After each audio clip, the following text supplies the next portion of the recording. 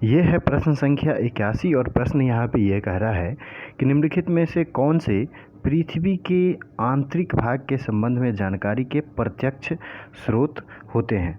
चूँकि कोई भी जो है पृथ्वी के केंद्र तक पहुंचकर उसका निरीक्षण करने या वहां पर जो भी पदार्थ है पृथ्वी के अंदर वहां के नमूना लाने का काम अभी तक नहीं कर सका है। इसलिए जो है पृथ्वी के जानकारी के लिए जो है हम लोग दो स्रोतों का जो है इसके विश्लेषण में इस्तेमाल करते हैं।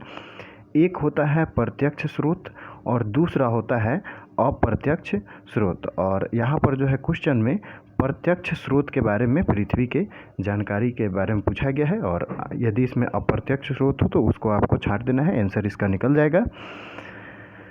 तो प्रत्यक्ष स्रोत में जो शामिल है, यहाँ पर प्रत्यक्ष स्रोत की बात की तो पृथ्वी का जो है सर्वाधिक सरलतापूर्वक उपलब्ध ठोस पदार्थ धरातलीय चट्टान या खनन क्षेत्र से जो है प्राप्त होने वाली चट्टानें हैं, जो कि प्रत्यक्ष रूप से है। ज्वालामुखी उद्गार जो है वो प्रत्यक्ष सूचना प्राप्त करने का एक अन्य स्रोत है। तो इस प्रकार खनन क्षेत्र के जो है प्राप्त चट्टान, ये जो है इसका सही होगा, और विकल्प बी जो है यहाँ पर गलत हो जाएगा। उसके बाद जो है ज्वालामुखी उद्गार वाले, इससे भी जो है इसके प्रत्यक्ष स्रोत का पता चलता है। इस प्रकार विकल्प 4 भी जो है यहाँ पर सही है, तो विकल्प ए जो है यहाँ पर गलत हो जाएगा। उल्का पिंड की बात की जाए तो ये जो है इसके अप्रत्यक्ष स्रोत में शामिल है। उल्का पिंड जो है ये जो है अप्रत्यक्ष स्रोत में शामिल है, जो कि कई बार पृथ्वी पर जो है ये आकाश से जो है पृथ्वी पर पहुंचती है, और इस प्रकार जो है दूसरा एक कथन इसमें गलत है। तो विकल्प सी जो है यहाँ पर सही उत्तर है। 1-4 जो है यहाँ पर सही उत्तर है। भूकंपीय गतिविधियों की बात करें तो ये भी जो है इसके अप्रत्यक्ष स्रोत में शामिल है, और इस प्रकार जो है 1 और 4 जो है यहाँ पर सही उत्तर है। अगले प्रश्न की बात की जाए तो अगला प्रश्न है प्रश्न संख्या 82, और प्रश्न यहाँ पर यह कह रहा है कि निम्नलिखित यूनेस्को बायोस्फीयर रिजर्व में से कौन सा नर्मदा और तापी नदी घाटियों के मध्य अवस्थित है। क्या पंचमढ़ी अवस्थित है, अचनकमार अमरकंटक अवस्थित है, अगस्त्यमलाई या सिमलीपाल? इसमें से जो है कौन सा जो है नर्मदा और ताप्ती के मध्य अवस्थित है। तो यहाँ पर पंचमढ़ी की बात की जाए तो पंचमढ़ी बायोस्फीयर रिजर्व जो कि मध्य प्रदेश के सतपुरा रेंज में है, और यह जो है सतपुरा रेंज के एक ऐसे जल ग्रहण क्षेत्र का निर्माण करती है जिसके उत्तर में जो है ऊपर वाले साइड में नर्मदा और नीचे वाले दक्षिण में जो है ताप्ती नदी प्रवाहित होती है। और पंचमढ़ी को जो है 2009 में इसे बायोस्फीयर रिजर्व का दर्जा प्रदान किया गया, और इसमें 3 वन्य संरक्षण स्थल शामिल है, जिसमें बोरी अभयारण्य की बात की जाए तो ये भी जो है पंचमढ़ी में ही शामिल है, पंचमढ़ी अभयारण्य, और एक जो है क्या कहते हैं सतपुरा राष्ट्रीय उद्यान जो है इसमें सम्मिलित है। और इस प्रकार जो है विकल्प ए ही जो है इसका सही उत्तर है। व अचनकमार अमरकंटक की बात करें तो ये जो है छत्तीसगढ़ और मध्य प्रदेश, इन दोनों राज्यों में जो है स्थित है, और पारिस्थितिकी रूप से जो है विविधतापूर्ण भूदृश्य है यह। इसके बाद बात करें तो नर्मदा, जोहिला और सोन नदी का उद्गम स्थल जो है अचनकमार अमरकंटक में ही है। तो ये आप ध्यान रख सकते हैं, इन्हीं पहाड़ियों से जो है नर्मदा नदी निकलती है, सोन नदी निकलती है। बात करें अगस्त्यमलाई की तो अगस्त्यमलाई बायोस्फीयर रिजर्व जो है इसे 2001 में स्थापित किया गया था, और ये टोटल जो है जिसमें जो है बात करें तो यह जो है ये टोटल रूप से जो है तमिलनाडु में अवस्थित है, और यूनेस्को की बायोस्फीयर रिजर्व की विश्व सूची में भी अगस्त्यमलाई शामिल है। अब बात करें सिमलीपाल की तो सिमलीपाल जो है ये उड़ीसा के मयूरभंज जिले में स्थित है, और इस प्रकार जो है उड़ीसा में नर्मदा ताप्ती नहीं बहती। तो विकल्प ए जो है यहाँ पर सही उत्तर होगा, पंचमढ़ी की बात हो रही है। बात करें अगले प्रश्न की तो अगला प्रश्न है प्रश्न संख्या 83, और प्रश्न यहाँ पे ये कह रहा है कि महासागरों में लवणता के संदर्भ में निम्नलिखित कथनों में से कौन सा सही है। तो पहला विकल्प ये कह रहा है कि भूमध्य रेखीय जल में लवणता औसत महासागरीय जल की लवणता से अधिक है। दूसरा ये कह रहा है कि हैलोक्लाइन क्षेत्र में गहराई बढ़ने के साथ लवणता में तेजी से कमी आती है। और तीसरा ये कह रहा है कि महासागरीय जल में घुलित खनिज लवणों में 75% से अधिक भाग सोडियम क्लोराइड है। अरब सागर में बंगाल की खाड़ी की तुलना में कम लवणता की प्रवृत्ति देखी जाती है। तो यहाँ पर जो है विकल्प सी यहाँ पर सही उत्तर है। महासागरीय जल में जो घोलित खनिज होते हैं उसमें 75% से अधिक भाग जो है सोडियम क्लोराइड है। अरब सागर में जो है अधिक लवणता है, वही बंगाल की खाड़ी में जो है कम है। तो यहाँ पर विकल्प डी जो है गलत है। विकल्प सी जो है यहाँ पर सही उत्तर है इसका। अब बात कर लेते हैं अगले प्रश्न की। तो अगला प्रश्न है प्रश्न संख्या 84 और प्रश्न यहाँ पे ये कर रहा है कि अल नीनो की घटना के निम्नलिखित में से कौन सा इफेक्ट है। नीचे दिए गए कूट का प्रयोग करके सही उत्तर चुनना है। तो भूमध्य रेखीय वायुमंडलीय परिसंचरण की विकृति, तो यहाँ पर पहला कथन जो है सही है। यह दिसंबर के माह में जो है यह घटना घटित होती है और अल नीनो का अर्थ होता है बालक ईसा। और ये पेरू जो कि दक्षिण अमेरिका का एक भाग है और वहाँ जो है दिसंबर के महीने में गर्मी होता है और लगभग जो है प्रत्येक 5 से 10 वर्ष में जो है यह अल नीनो 5 से 10 वर्ष में यह पूर्वी प्रशांत क्षेत्र, यहाँ आपको ध्यान रखना है कि पूर्वी प्रशांत क्षेत्र के पेरू तट के निकट उष्ण यानी कि गर्म समुद्री धारा के रूप में उत्पन्न होती है यह एल नीनो। इस प्रकार पहला कथन सही है। दूसरा कथन ये करे कि भारतीय उपमहाद्वीप पर दक्षिण पश्चिम के मानसून के आगमन में इसे विलंब होती है। तो ये भी बात सही है कि ये भारत में जो दक्षिण पश्चिम मानसून आती है इससे जो है इसके आने में विलंब होती है। और इस प्रकार जो है अल नीनो परिघटना जो है भारत में 1990-91, 1998, 2006-07 और 2015-16 की अवधि में जो है भारत के अधिकांश भागों में जो है यह देखा गया है अल नीनो परिघटना का प्रभाव। दूसरा कथन भी सही है। तीसरा कथन ये कह रहा है कि पेरू तट पर समुद्र में मछलियों की संख्या में कमी इस चीज़ को दिखाता है। तो यहाँ पर जो है ये बात सही है कि प्लवकों की मात्रा में जो है कमी हो जाती है जिससे समुद्र में मछलियों की संख्या कम हो जाती है। तीसरा कथन भी सही है। 1, 2, 3 तीनों कथन सही है। तो विकल्प डी जो है यहाँ पर सही उत्तर होगा। अब बात कर लेते हैं अगले प्रश्न की। तो अगला प्रश्न है प्रश्न संख्या 85 और प्रश्न यहाँ पे ये कर रहा है कि निम्नलिखित क्षेत्रों में से किसका वुशवेल्ड भूदृश्य के माध्यम से सर्वोत्तम वर्णन किया जा सकता है। स्टेपी घास भूमियों को या भूमध्य सागरीय क्षेत्र को या सवाना घास भूमियों को या उष्णमरीय स्थल को। तो सवाना घास भूमियों को जो है वुशवेल्ड भूदृश्य के माध्यम से सर्वोत्तम रूप से वर्णन जो है इसका किया जा सकता है। और सवाना घास के मैदानों में लंबी घासें और छोटे वृक्ष पाए जाते हैं, इसलिए सवाना को जो है उष्णकटिबंधीय घास मैदान के रूप में वर्णित करना जो है इसको मुख्य रूप से सही नहीं है, क्योंकि यहाँ प्रचुर मात्रा में पाई जाने वाली लंबी घास के साथ साथ छोटे वृक्ष सदैव विद्यमान होते हैं। अतः पार्कलैंड और बुशवेल्ड शब्द जो है इस सवाना घास भूमियों के लिए जो है काफ़ी उपयुक्त है। पार्कलैंड भी आपको ध्यान रखना है, पार्कलैंड भी लिखा हो सकता है प्रश्न में या बुशवेल्ड भी लिखा हो सकता है। और ये शब्द जो है सवाना घास भूमियों को प्रदर्शित करती हैं। विकल्प सी जो है यहाँ पर सही उत्तर है। अब बात कर रहे हैं अगले प्रश्न की। तो अगला प्रश्न है प्रश्न संख्या 86 और प्रश्न यहाँ पे ये कर रहा है कि निम्नलिखित में से किन देशों ने शस्त्र व्यापार संधि पर न तो हस्ताक्षर किए हैं और न ही इसकी पुष्टि की है। तो भारत इसमें शामिल है, तो पहला कथन शामिल है, तो यहाँ पर विकल्प सी जो है गलत हो जाएगा। दूसरे की बात करें तो जर्मनी ने जो है इस पर हस्ताक्षर कर दिए हैं, इसलिए दूसरा गलत है। तो दूसरा गलत है, तो इसमें जो है विकल्प ए भी गलत हो गया, विकल्प बी भी गलत हो गया। विकल्प डी जो है इसका सही उत्तर है, यानी कि भारत, चाइना और उत्तर कोरिया ये ऐसे देश हैं जो शस्त्र व्यापार संधि में न तो हस्ताक्षर किए हैं और न ही पुष्टि की है।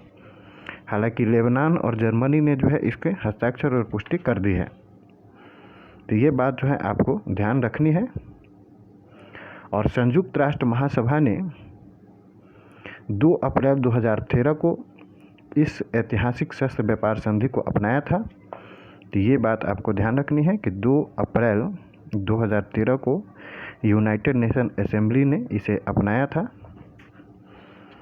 और यह जो है युद्ध अपराधों और मानवाधिकारों के हनन के लिए पारंपरिक हथियारों के उपयोग या अपराधियों द्वारा इनके अवैध उपयोग को रोकने के उद्देश्य से अंतर्राष्ट्रीय मानदंड स्थापित करने हेतु पहली वैश्विक संधि है। दूसरे शब्दों में बात करें तो यह पारंपरिक हथियारों का अंतर्राष्ट्रीय व्यापार विनियमित करने हेतु कानूनी रूप से जो है बाध्यकारी प्रथम संधि है। यह संधि छोटे हथियारों से लेकर युद्धक टैंकों, लड़ाकू विमानों और युद्ध पोतों तक जो है पारंपरिक हथियारों के अंतर्राष्ट्रीय व्यापार को कंट्रोल करती है।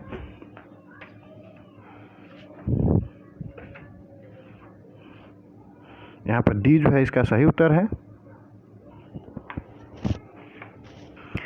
और जिन देशों ने इस पर हस्ताक्षर नहीं किए और नहीं पुष्टि की है, इसमें भारत शामिल है, रसिया भी शामिल है, ये भी आपको ध्यान रखनी है। चाइना तो शामिल है ही, ईरान भी शामिल है, ये भी ध्यान रखनी है। सऊदी अरब भी शामिल है और सीरिया भी शामिल है। और ये देश यदि विकल्प में आते हैं तो वो गलत होगा और आपको इस हिसाब से इसके उत्तर लगाने हैं। बात करें अगले प्रश्न की तो अगला प्रश्न है प्रश्न संख्या 87 और प्रश्न यहाँ पे ये कह रहा है कि भूकंपीय तरंगों के प्रकार के संदर्भ में निम्नलिखित कथनों पर विचार करना है और बताना है कि इसमें से जो है कौन सा कथन सही है। पहला कथन ये कहा है कि प्राथमिक तरंगों की गति द्वितीयक तरंगों की तुलना में अपेक्षाकृत तीव्र होती है। तो भूकंपीय तरंगे जो है मुख्य रूप से दो प्रकार की होती है, एक पी तरंगे होती है और एक एस तरंगे होती है। पी तरंगे को प्राथमिक तरंगे और एस तरंगे को द्वितीयक तरंगे कहा जाता है। पी तरंगे जो है तीव्रतर गति से गमन करती है और सतह पर पहुंचने वाली जो है यह पहली तरंग होती है, इसलिए इसे प्राथमिक तरंग भी कहा जाता है। पी तरंगे ध्वनि तरंग जैसी होती है, ये बात आपको ध्यान रखनी है कि पी तरंगे जो होती है वो ध्वनि तरंगे जैसे होती है, जो गैसीय, तरल और ठोस पदार्थ से होकर गमन कर सकती है। पी तरंगे तरंग की दिशा के समानांतर कंपन करती है और यह संचरण गति की दिशा में पदार्थ पर दबाव डालती है। फलस्वरूप जो है इससे पदार्थ के घनत्व में अंतर उत्पन्न होता है, जिससे पदार्थ में प्रसार और संकुचन होता है, इसलिए पहला कथन सही है। दूसरा कथन यहाँ पर यह कह रहा है कि प्राथमिक तरंगे केवल ठोस पदार्थों से होकर गमन कर सकती है, तो यहाँ पर गलत है। प्राथमिक तरंगे चूँकि ध्वनि तरंगों के समान होती है, इसलिए ठोस, गैस और तरल इन तीनों माध्यम से जो है गुजरती है और इसलिए दूसरा कथन यहाँ पर गलत है। पहला सही है, विकल्प ए जो है इसका सही उत्तर होगा, केवल एक जो है इसमें सही है।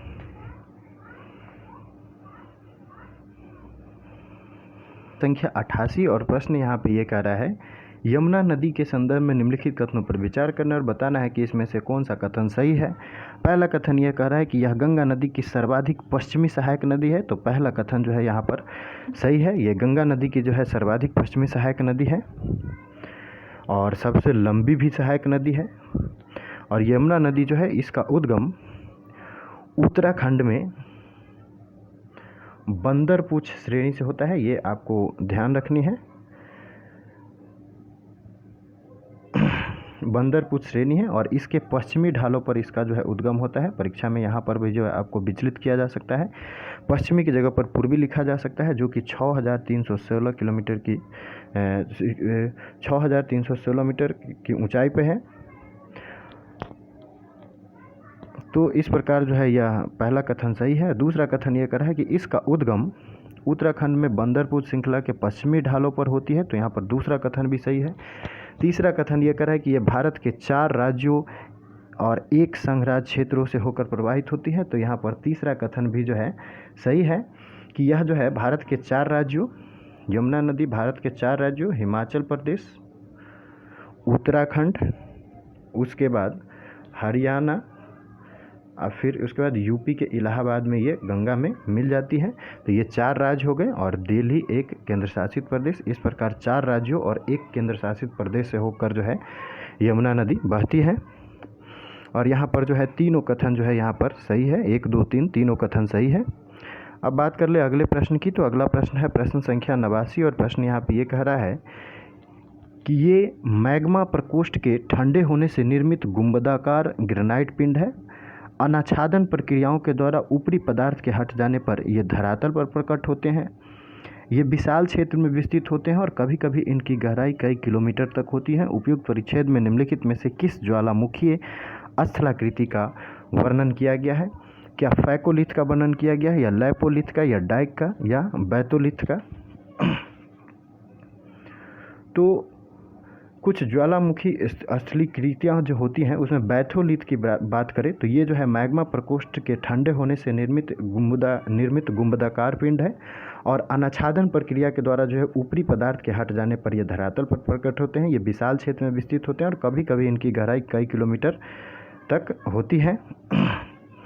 तो ये बात जो हो रही थी ये बैथोलिथ की बात हो रही थी और ये बैथोलिथ जो है विकल्प डी जो है यहाँ पर इसका सही उत्तर है इस परिच्छेद के लिए। जबकि बात करें फैकोलिथ की पहले की, तो फैकोलिथ जो होती हैं वो अंतर्वेदी आग्नेय चट्टानों की मुर्दार अवस्था में अपनति के ऊपर व अभिनति के तल में लावा का जमाव पाया जाता है। ये लहरदार चट्टानें एक निश्चित वाहक नली से मैग्मा भंडारों से जुड़ी होती है जो क्रमशः बैथोलिथ में विकसित होती है और इन्हें फैकोलिथ कहा जाता है। तो फैकोलिथ जो है इसमें सही उत्तर नहीं है। बात करें लैपोलिथ की, तो लैपोलिथ कभी कभी ऊपर उठते लावे का कुछ भाग क्षैतिज दिशा में पाए जाने वाले कमजोर धरातल में चला जाता है और यहाँ यह अलग अलग आकृतियों में जम जाता है। यदि यह तस्त्री के आकार में जम जाए तो इसे लैपोलिथ कहा जाता है। और बात करें डाइक की, तो डाइक जो है परतों में या गैर परतदार संहति में परत अंतर्भेदन होते हैं। डाइक सामान्यतः जिन चट्टानों से होकर गुजरते हैं उनमें कमजोर क्षेत्रों का अनुगमन करते हैं, भले ही ये क्षैतिज ही क्यों न हो, किंतु जब तक ये पोषक सेल अस्तर को भेदते हुए निर्मित होते हैं तब तक इन्हें जो है डाइक ही कहा जाता है। और इस प्रकार जो है तीसरा विकल्प भी सही नहीं है, बैथोलिथ जो है इसका सही उत्तर है। अब बात करें अगले प्रश्न की, तो अगला प्रश्न है प्रश्न संख्या 90 और प्रश्न यहाँ पे ये कह रहा है कि हिमालय के संदर्भ में निम्नलिखित कथनों पर विचार करना है और बताना है कि उपयुक्त में कौन सा कथन जो है यहाँ पर सही है। पहला कथन ये कह रहा है कि इसकी उत्पत्ति विवर्तनिक गतिविधियों का परिणाम है। तो पहला कथन जो है यहाँ पर बिल्कुल सही है कि इसकी उत्पत्ति जो है विवर्तनिक गतिविधियों का परिणाम है। दूसरा कथन ये कह रहा है कि हिमालय विश्व की सर्वाधिक युवा बलित पर्वत श्रेणी है। तो ये भी बात जो है सही है, हिमालय जो है विश्व की सर्वाधिक युवा बलित श्रेणी है। और तीसरा ये कह रहा है कि हिमालय क्षेत्र में कोई ज्वालामुखीय गतिविधि नहीं होती। तो यहाँ पर जो है तीसरा कथन भी सही है कि हिमालय क्षेत्र में कोई ज्वालामुखी गतिविधि नहीं है। और इस प्रकार 1, 2, 3 तीनों विकल्प सही है। विकल्प ए जो है यहाँ पर सही उत्तर होगा। 1, 2, 3 तीनों कथन जो है यहाँ पर सही है।